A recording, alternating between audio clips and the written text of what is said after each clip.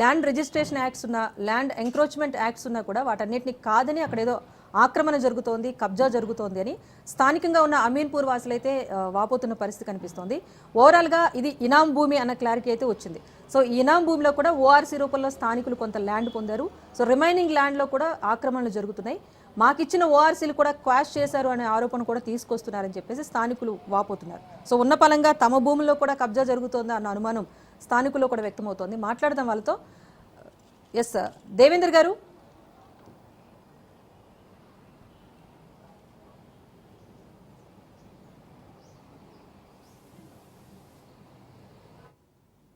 So మనం చూస్తున్నాం అదంతా కూడా ఒకప్పుడు ఖాళీ ప్రదేశం, మేము అక్కడ సాగు చేసుకున్న ప్లేస్తో పాటుగా అదనంగా ఉన్న ప్లేస్.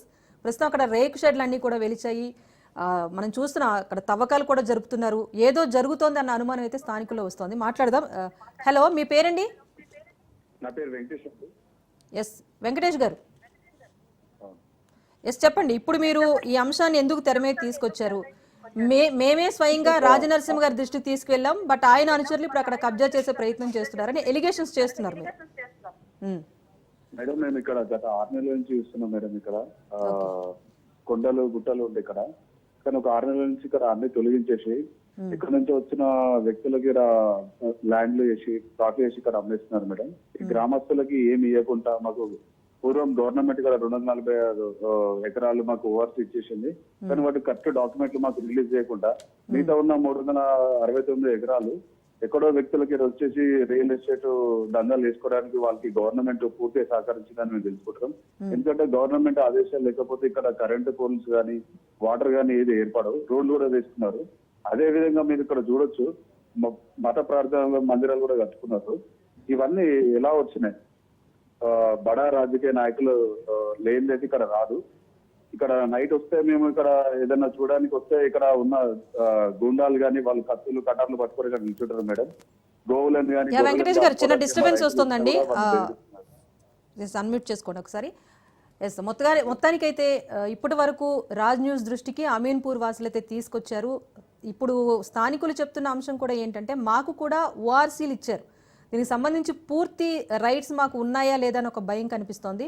సో పక్కనే ఉన్న భూమి కబ్జా జరుగుతుంది కనుక మమ్మల్ని కూడా ఆ ప్రాంతం నుంచి పంపించేస్తారేమో అన్న భయం అయితే స్థానికుల మాటల్లో మనకు వ్యక్తమవుతోంది. సో మంత్రి గారి దృష్టికి తీసుకువెళ్లే ప్రయత్నం చేశాం, స్థానికంగా ఉన్న ఎమ్మెల్యే దృష్టికి తీసుకువెళ్ళాం. సో ఇప్పుడు ఆయన అనుచరులే అక్కడ కబ్జా చేసేందుకు ప్రయత్నిస్తున్నారు కనుక మేము ఎలా ఫేస్ చేయగలుగుతాం? రేపొద్దున ఇది మా భూముల వరకు వస్తే కూడా మా పరిస్థితి ఏంటి? గత కొన్నేళ్ళుగా 2001 ముందు నుంచి కూడా ఇదే ప్లేస్లో ఓఆర్సీ ఆక్యుపెన్సీ రైట్ సర్టిఫికెట్ పొంది మేము అక్కడ సాగు చేసుకుంటున్నాం, ఈ చుట్టుపక్కల ప్రాంతాల్లో కూడా. సో ఇప్పుడు కనుక అక్కడ నిర్మాణాలు వెలిస్తే రేపు భవిష్యత్తులో మాకు పూర్తి రైట్స్ లేవన్న అంశంతో మమ్మల్ని ఎక్కడ అక్కడ నుంచి తరిమేస్తారేమన్న భయం స్థానికుల్లో అయితే వ్యక్తమవుతోంది. సో మంత్రి గారిని ప్రసన్నం చేసుకుంటేనే అక్కడ పనులు సాఫీగా సాగుతాయి అనే వాదనలు కూడా వీలైతే తెర మీద తీసుకొస్తున్నాడు. సో వాళ్ళకు కూడా కొన్ని భయాలు ఉన్నాయి. అసలు వాళ్ళేం డిమాండ్ చేస్తున్నారు అన్న అంశం కూడా మనం మాట్లాడదాం. భూముల అమ్మకాలు కూడా జరిగిపోతున్నాయని భయం కూడా వాళ్ళలో వ్యక్తమవుతోంది. సో ఇన్నాళ్ళు ఉన్నాం ఇక్కడే, సో మాకు కూడా పంపించేస్తారేమన్న భయం అయితే స్థానికుల్లో కనిపిస్తుంది. మాట్లాడదాం. ఎస్ వెంకటేష్ గారు, చెప్పండి. మేడం, ఇక్కడ మేము మా నివాసం వచ్చేసి ఇక్కడ బొమ్మలగుంట గ్రామం మేడం. మాకు గత ప్రభుత్వంలో కంటే అంతకుముందు ప్రభుత్వాలు మాకు ఇక్కడ 245 ఎకరాలు ఓఆర్సీ అని చెప్పేసి మాకు ఇచ్చారు. కానీ అవి వాటికి ఇంకా మాకు సరైన డాక్యుమెంట్ కూడా మాకు అందజేయకుండా మిగతా 349 ఎకరాలు ఎక్కడో నుంచి వచ్చిన వ్యక్తులకి ఇక్కడ రియల్ ఎస్టేట్ చేసి ఇక్కడ స్థానికంగా ఉన్న మంత్రులు ఎమ్మెల్యేలు వాళ్ళందరూ కలుపుకొని ఇక్కడ ఉన్న భూములంతా రియల్ ఎస్టేట్ చేస్తున్నారు మేడం. మేము గోవులను కానీ మా మేకలు కానీ మా గొర్రెలు కానీ వెటైనా మేము ఇక్కడ కాచుకోవడానికి వస్తే ఇక్కడ ఉన్న వాళ్ళు ఈ రియల్ ఎస్టేట్ చేసే గుండాలు వచ్చేసి కత్తులు కట్టర్లో పెట్టుకొని మనం బెదిరిస్తున్నారు మేడం. ఈ స్థలం మీది కాదు, ఈ గ్రామంది కాదు, ఇది మాకు చెందిందని చెప్పేసి మమ్మల్ని దబాయించి చేస్తున్నారు మేడం. ఇక్కడ గత ప్రభుత్వం బీఆర్ఎస్ మీకు ఇచ్చిన ఓఆర్సీ సర్టిఫికెట్స్ మీ వద్దే ఉన్నాయా? స్థానికుల దగ్గరే ఉన్నాయా? మా దగ్గర ఉన్నాయి మేడం. కాకపోతే వాటికి ఎలాంటి చెల్లుబాటు లేదని చెప్పేసి మాకు మండల్ తహసీల్దార్ గారు చెప్తున్నారు. మరి ఈ అంశాన్ని మీరు దృష్టికి తీసుకెళ్లారా? ఎంఆర్ఓ దృష్టికి తీసుకెళ్లారా ఈ ఓఆర్సీస్ కి సంబంధించి? తీసుకున్నాం మేడం. దాని గురించి కూడా తహసీల్దార్ మేడం కూడా మాట్లాడారు. సో ఇప్పుడు మీరు డిమాండ్ చేస్తుంది ఏంటి? మాకు ఆల్రెడీ ఓఆర్సీ సర్టిఫికెట్స్ ఇచ్చారు కాబట్టి పూర్తి రైట్స్ మాకు ల్యాండ్ రిజిస్ట్రేషన్ యాక్ట్ ప్రకారం మాకు ఇచ్చేస్తే గనక మిగతా అంశాలు పార్టిసిపేట్ చేయమంటున్నారా? మీ డిమాండ్ ఏంటి అసలు? మా డిమాండ్ వచ్చేసి ఒకటే మేడం, ఇక్కడ ఉన్న ఈ స్థలం పూర్తిగా ఈ ప్రభుత్వ స్థలం మా గ్రామానికి రావాలి. పైగా అంత ముందుకు గత ప్రభుత్వం మాకు ఏదైతే ఓఆర్స్ కింద మాకు రిలీజ్ చేసిందో ఆ భూములన్నీ మా గ్రామం వాళ్ళకే చెందాలి, వేరే వ్యక్తులకి ఇక్కడ ఒక్క అంగుళం కూడా చెందకూడదని మా డిమాండ్ మేడం. అలాగే ఇక్కడ ఉన్న కట్టడాలన్నీ కూడా వెంబట నిర్మూలించాలి. ఇక్కడ వేసిన కరెంటు పోల్ కూడా తొందరగా తొలగించాలని మా మనవి మేడం. ఎందుకంటే మేము ఇక్కడ వ్యవసాయం ఎన్నో ఏళ్ళ నుంచి చేసుకుంటూ వస్తున్నాం మేడం. ఈ రోజు అనేది ఇక్కడ కొండలు గుట్టలు అని లేకుండా పోతున్నాయి, పర్యావరణం కూడా పోతుంది, దీంతో వర్షాలు కూడా అయిపోతాయి మేడం మాకు. సో ఈ అన్ని ఇబ్బందులు మేము ఫేస్ చేస్తున్నాం. వ్యవసాయ క్షేత్రం కూడా రోజు రోజు మాకు హీనంగా అయిపోతుంది మేడం. మాకున్న ఆవులు కూడా గ్రాసం మేసేయడానికి లేదు మేడం. మేము డబ్బులు పెట్టి కొనుక్కునే స్థితిలో కూడా మేము లేము. ఎక్కడి నుంచో వెళ్ళి మేము గ్రాసం తెచ్చుకోవాలంటే మాకు ఖర్చులు అవుతుంది. ఇంతకుముందు ఇక్కడ పర్యావరణం అంతా ఉంటుండే, మా మేకలు కానీ మా బర్రెలు గొర్రెలు ఆవులన్నీ ఇక్కడికి వచ్చి మేస్తుండే. ఇప్పుడు అక్కడికి వెళ్తే వాటిని కూడా పట్టేసుకొని దాన్ని తిందామనే ఆలోచనలో ఉన్నారు మేడం ఇక్కడ ఉన్న భూ కబ్జాదారులు. ఎందుకంటే ఇక్కడ మీరు చూడొచ్చు, పైనకి వెళ్తే అవశేషాలు కూడా మీకు కనిపిస్తాయి మేడం. ఆ కలేబరాలు కూడా మీకు కనిపిస్తున్నాయి. ఇక్కడ రాత్రి అయితే చాలు మేడం, 6 అయిందంటే చాలు చితిమంట పెట్టినట్టు ఎవరి స్థలం దూసేద్దాం అనే విధంగా ఇక్కడ ఇంత తీవ్రంగా ఇక్కడ గుండాయిజం జరుగుతుంది మేడం. 4,000 కోట్ల రూపాయల ఆస్తి ఓఆర్ఆర్ పక్కన 1/2 కిలోమీటర్ దూరం ఉంది మేడం. దీన్ని ఎట్లయినా చేసి గ్రామంకి చెందకుండా చేసి రియల్ ఎస్టేట్ చేసే వ్యాపారాల చేతిలో ఉండాలని దీన్ని చేస్తారు మేడం. మేము ఇక్కడ వచ్చి అడిగినా కూడా మమ్మల్ని బెదిరిస్తున్నారు. మేడం, మీ ఆవేదన వ్యక్తమవుతోంది. అమీన్పూర్ వాసులంతా కూడా ఇన్నాళ్ళు ఉన్నాం కనుక మాకు పూర్తి రైట్స్ లేవు కాబట్టి ఆ భయాందోళన అనేది మీలో కనిపిస్తోంది. కానీ ఏదైతే 369 ఎకరాల ప్రభుత్వ భూమని చెప్తున్నారో అది ప్రభుత్వం లీజుకి ఇచ్చుకోవచ్చు, లేకపోతే ఇతరత్ర కార్యక్రమాలకు వాడుకోవచ్చు. కానీ ఇప్పుడు దానికి సంబంధించి మీ ప్రాంత అభివృద్ధి కోసం పనులు చేపడితే మీకు ఎలాంటి ఇబ్బంది లేదు. కానీ ఏదో ఆక్రమణ జరుగుతోందన్న భయం మీకు వస్తుంది.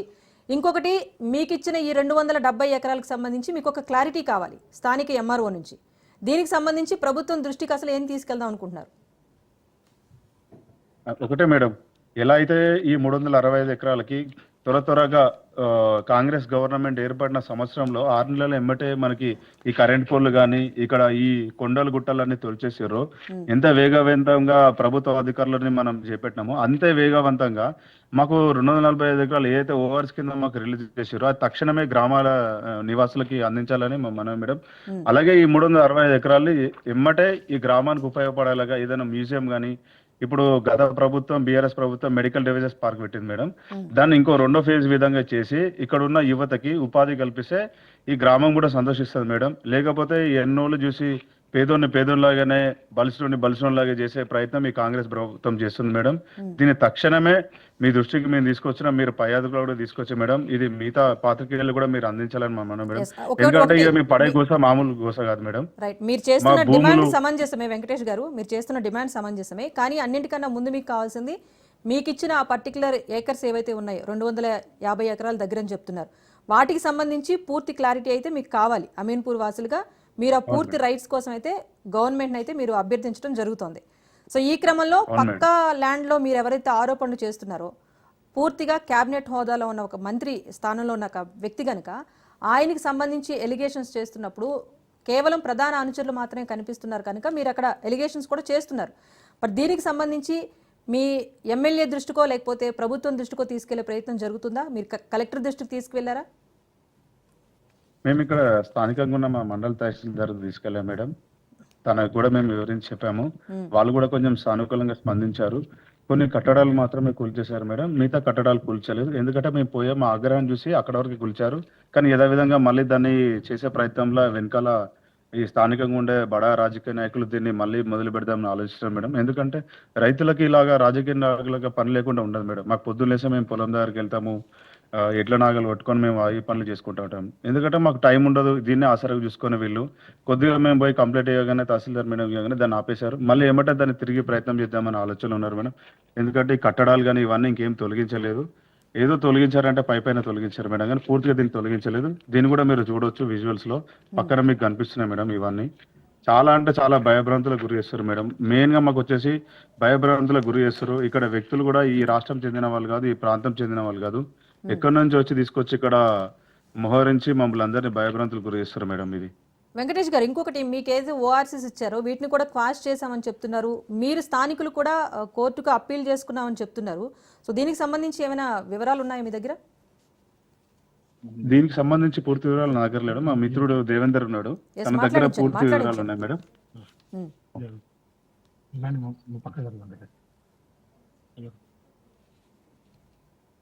ఎస్ దేవేంద్ర గారు చెప్పండి. ఈ మీకు ఇచ్చిన ఓఆర్సీస్ కూడా ఇప్పుడు బలం లేదు, అవి కూడా క్వాష్ చేయబడ్డాయి అని చెప్పేసి కూడా ఒక వాదన తెర మీదకి వస్తుంది. మీరు ఎప్పుడైతే రాజ్ న్యూస్ దృష్టికి తీసుకొచ్చారో దీనికి సంబంధించి అన్ని వివరాలు కనుక్కోవడం జరిగింది.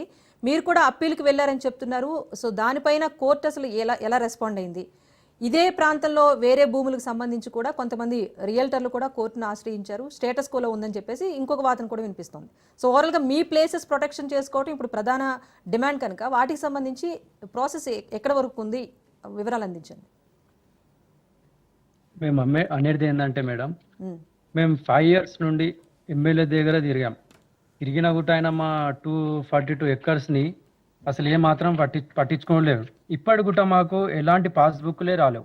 ఉమ్, మాకు అన్ని ఓఆర్సీలు ఉన్నాయి, మాకు ఇందిరమ్మ గాంధీ ఇచ్చిన పాస్బుక్లు ఉన్నాయి, పాతయి రికార్డులో ఉంది, పానీలో ఉన్నాయి, అన్నిట్లో ధర్నీలో అన్నిలో ఉన్నాయి కూడా. ఆన్లైన్ చేస్తే ఏమన్నా అంటే ప్రొవైడెడ్ లిస్ట్లో వేసేస్తున్నారు. ఉమ్, దానికి మేము ఈ గుట్ట మీద జరుగుతున్న దానికేమో యథావిధిగా పర్మిషన్లు వస్తాయి, అన్నీ వస్తాయి, స్తంభాలు కానీ రోడ్లు వేయడం కానీ అన్నీ వస్తాయి. కానీ మాకు 242 acres-కి ఎందుకు పర్మిషన్లు ఇస్తలేరు, ఎందుకు పాస్బుక్లు ఇస్తలేరు అని మేము గవర్నమెంట్లో అడుగుతున్నాం. ఉమ్, 5 years నుండి గత ఎమ్మెల్యే దగ్గర కూడా తిరిగాము, చెప్పాము. ప్రతి ఒక్క చోట చెప్పిన కూడా ఆయన ఏమాత్రం స్పందించడం లేదు. దీని గురించి మాత్రం స్పందించేంత స్పీడ్గా చేయాలని ఉద్దేశంతో మరి ఆయన ఉన్నాడా, మరి మాకు ఎందుకు న్యాయం చేస్తలేడు అనేది మాకు ఇది ఒక ఆందోళన మేడం. భయంగా ఉంది చాలా. ఎందుకంటే రింగ్ రోడ్కి దగ్గర ఉన్న మా భూములు ఎక్కడ లాక్కుంటారో ఏమో. ఇది అయిపోయినాక అది కూడా ఉంది ఇప్పుడు నెక్స్ట్ టార్గెట్.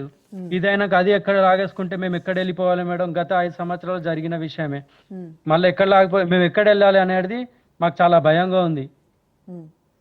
సో ఇప్పుడు మీకు వీటికి సంబంధించి మీ ల్యాండ్స్కి సంబంధించి పూర్తి హక్కులు మీకు ఇచ్చేస్తే కనుక మీకున్న ఈ భయాందోళన ఏదంటో అది పోతుంది. దానికి సంబంధించి మీరు ఎంఆర్ఓస్ని అప్రోచ్ అయినా కలెక్టర్ని అప్రోచ్ అయినా ఒక క్లారిటీ ఏమైనా ఇస్తున్నారా? ఎందుకంటే మీ దగ్గర కూడా ఓఆర్సీస్ ఉన్నాయి కదా. మా దగ్గర ఓఆర్సీస్ ఉన్నాయి, మేము ఆ కలెక్టర్కి ఇచ్చిన దరఖాస్తులు ఉన్నాయి, ఎంఆర్ఓకి ఇచ్చిన దరఖాస్తులు ఉన్నాయి. ఏదైతే మేము ధర్నీకి ఎంఆర్ఓ మేడం కూడా అన్నారు ధర్నీలో మీరు అది ఎక్కించండి, దాని తర్వాత అంటే ఎక్కించినా కూడా కలెక్టర్ ఆటోమేటిక్ రిజెక్ట్ చేశారు దాన్ని. ఉమ్. సో అప్పటి నుంచి ఇప్పటి మీ వరకు ల్యాండ్స్ సరే రిజెక్షన్ లో ఉన్నాయి. రిజిస్ట్రేషన్లు కూడా బంద్ చేశారు. ఒక 2 months అవుతుంది రిజిస్ట్రేషన్లు ఆన్ ఉండే. అంతకుముందు మొన్న ఒక 25 days 1 month బ్యాక్ రిజిస్ట్రేషన్లు కూడా ఆఫ్ చేశారు. ఉమ్. సో మీరు ధరణి పోర్టల్లో కొన్ని గత ప్రభుత్వ సమయంలో మీరు ట్రై చేసినా కూడా అప్పుడు మీరు రిజెక్ట్ అయ్యాయా, లేకపోతే పూర్తి స్థాయిలో మీ ల్యాండ్కి అప్రూవల్ లభించిందా? రిజెక్ట్ అయ్యాయి మేడం. గత ప్రభుత్వం ఉన్న కూడా రిజెక్ట్ చేశారు. ఈ ప్రభుత్వం కూడా చేస్తామని కలెక్టర్ కానీ ఎంఆర్ఓ కానీ మాకు ఆశ చూపించి చేస్తామని అన్నారు. కానీ దీనికి చేస్తారనేది మేము అనుకోలేము. దీనికే వాళ్ళు సపోర్ట్ గా నిలబడి చేస్తున్నారు. మరి కూల్చేయడం ఎందుకు లేదనేది మాకు ఆందోళన. మా ఏదైతే 242 acres ఉన్నాయో దానికి మాకు క్లియరెన్స్ ఇస్తే ఇక్కడ ఒక పక్కకే వెంచర్ అది ఏంది మన కంపెనీలు ఉంది ఐటీఐ, దానికి సంబంధించిన ఇక్కడ ఏదైనా పడితే మా గ్రామస్తులం అందరం ఇక్కడ ఏదైనా ఉపాధి చేసుకొని మేము పెద్దగా ఏం చదువుకోలేము, బయట ఎక్కడో ఎట్లా బతకాలన్న కూడా మాకు ఆలోచన లేదు. ఇక్కడ ఏదైనా మాకు ఉపాధి కలిగిస్తే బాగుంటుందేమో అని అనుకుంటా కూడా అవగాహన లేదు ఇక్కడ. అయితే సో ఓవరాల్గా మీరు చెప్పిన ఇన్ఫర్మేషన్ ప్రకారం చూసుకుంటే కనుక మీకు ఇప్పుడు ఏవైతే 242 acres-కి సంబంధించి ఓఆర్సీ ఇచ్చారో దీని మీద పూర్తి హక్కులు మీకు కావాలి, మొదటి అంశం. రెండవది రిమైనింగ్ ప్రభుత్వ భూమి ఏదైతే ఉందో దాంట్లో ఆ ప్రాంత అభివృద్ధికి పనులు చేపడితే బాగుంటుంది అన్నది ప్రభుత్వానికి మీరు చేస్తున్న అభ్యర్థన. సో ఈ 242 acres సంబంధించి కూడా అది ఎక్కడి నుండి వచ్చి వాళ్ళు కబ్జా చేసి మాకు హక్కు లేకుండా అంటే మేము ఊర్లో పుట్టామా లేమా మరి ఏంది మా పరిస్థితి అనేది ఆలోచించడం లేకుండా పోతుంది ప్రభుత్వానికి. అసలు ఇంత సిగ్గుచేటు అంటే అంత సిగ్గుచేటు. గత ప్రభుత్వం ఉన్నా కూడా మరీ ఇంతగా ప్రవహించలేదు.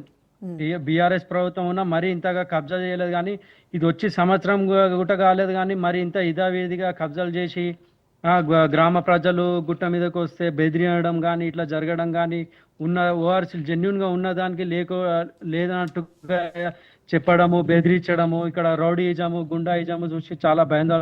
అసలు మేము ఈ దేశంలో ఉన్నామా లేకపోతే ఎక్కడ ఉన్నామా అనేది కూడా అర్థమైతలేదు. మరి మేము హైదరాబాద్ లో కూడా దగ్గరలోనే ఉన్నాం కానీ మరి ఇక్కడ చూస్తే మాత్రం ఏదో అడవిలో ఉన్నట్టుగా ఫీల్ అవుతున్నాం మేము.